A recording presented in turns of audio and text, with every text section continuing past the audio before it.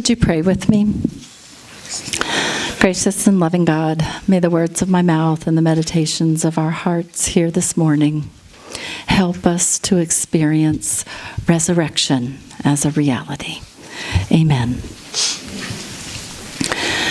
So, eyewitness testimony is considered by many attorneys to be the most surefire way to win one way or the other in any kind of court proceeding. And yet there is a growing body of evidence that suggests it is not all that reliable.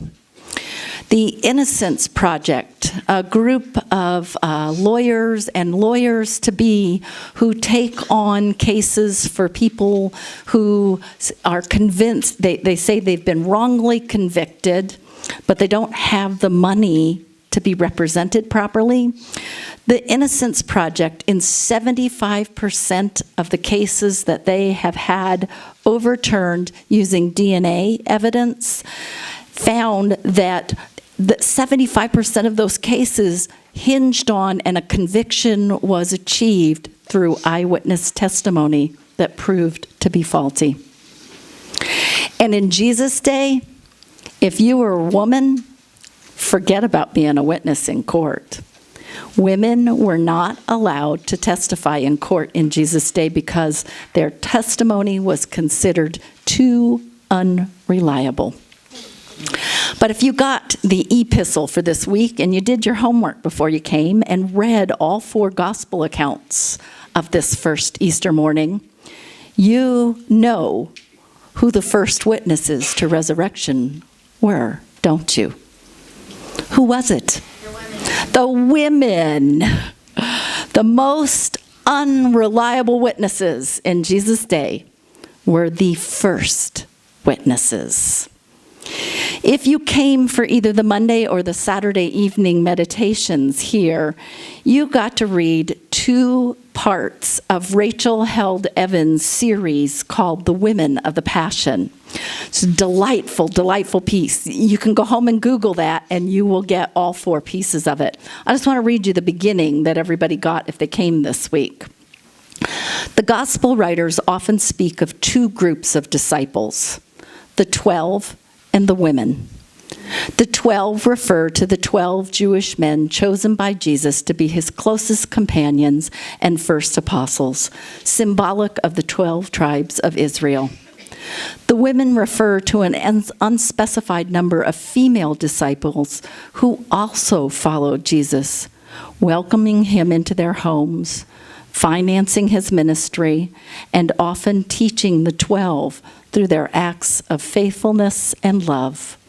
Just as Jesus predicted, most of the 12 abandoned him at his death, but the women remained by his side through his death, burial, and resurrection. And in one of the most unbelievable parts of the whole story, resurrection, the most unbelievable of witnesses gets tapped. The word apostle simply means messenger, sent forth. And Evans dubs Mary Magdalene the apostle to the apostles. Yes, Mary Magdalene, the one that Pope Gregory in 597 in a sloppy bit of exegesis slapped the label of prostitute on. Took till 1969 for the Vatican to say, whoops, on that one. Interesting aside, Mary Redmond and I were sitting in a jam-packed emergency room about a week ago, Friday, talking about Holy Week and all the things we had planned for it and how excited I was about the evening meditations. And somewhere in the conversation, either Mary or I said, and Mary Magdalene was a prostitute. Now, there was a woman who'd been lying on a bench next to us, obviously in pain. And when she heard that, she popped right up and said, no, she wasn't.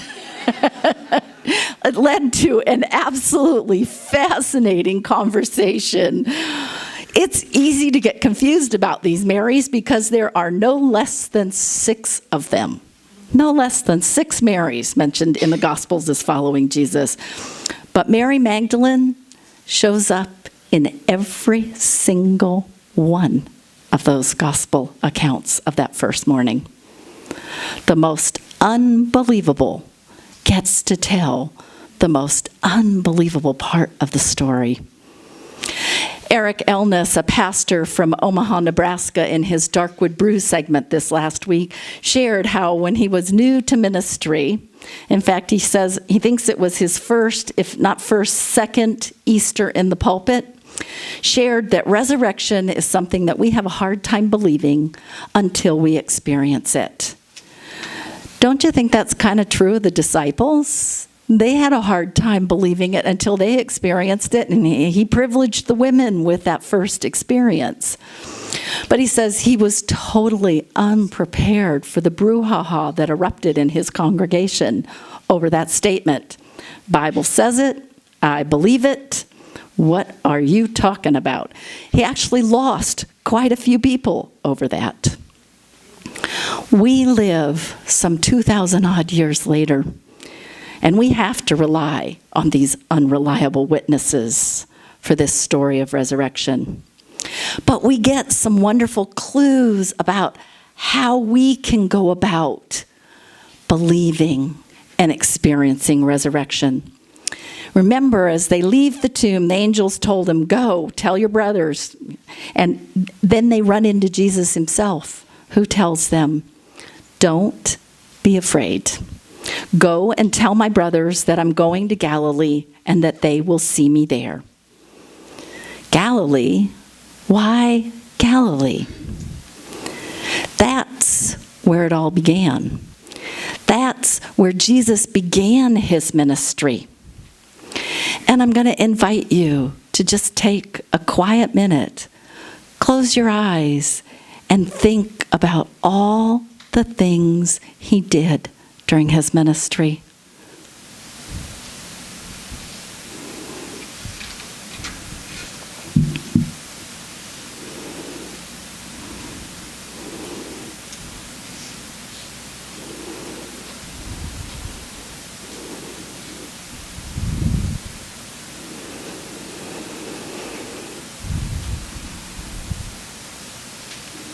Aren't those some incredible images?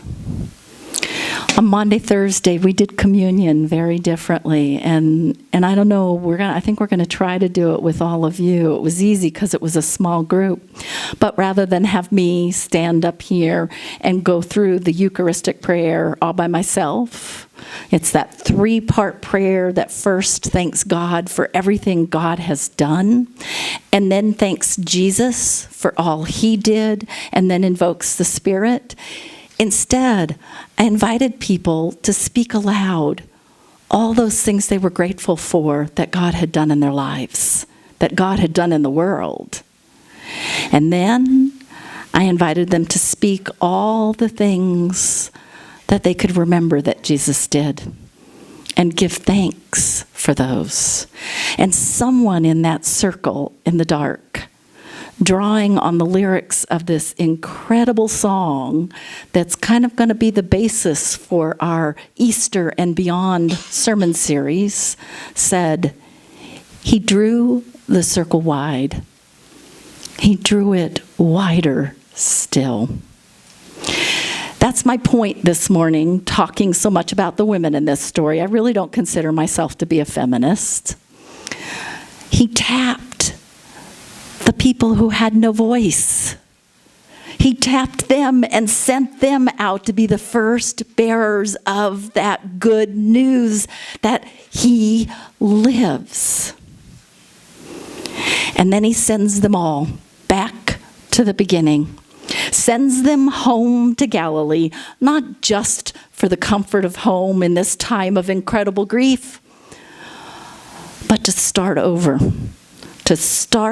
over, doing the things that he did. It's in doing the ministry that Jesus started, that ministry of drawing the circle wider, that we grow in the heart and mind of Christ. And that's how we move beyond our fear. It's how we get transformed, and it's like a pebble being thrown into a pond. that transformation ripples out into a broken and hurting world. And he lives. So let's not get bogged down on the details. Resurrection, physical or metaphorical. Incarnation, literal or figurative. Forget it. It's not important. Let's just go back to Galilee and start doing the ministry.